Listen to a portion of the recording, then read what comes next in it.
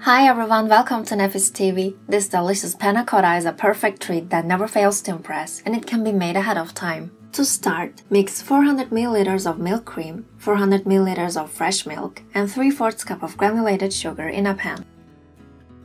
Cut open a vanilla bean, scrape out the seeds and add them into the milk mixture. Add the scraped pod as well and bring to a simmer. Now, soak 6 sheets of gelatin in cold water and let them sit for a few minutes to soften. Remove the vanilla pod and take the pan off the heat. Squeeze the water out of the gelatin leaves, then add into the cream by whisking. Make sure all the gelatin leaves are fully dissolved. Divide the cream among 4 serving bowls. Refrigerate for about 3 hours.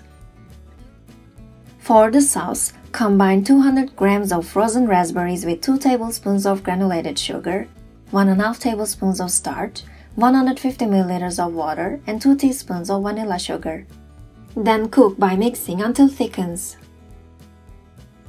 Whisk thoroughly to mash the raspberries. Spread the sauce over the cream.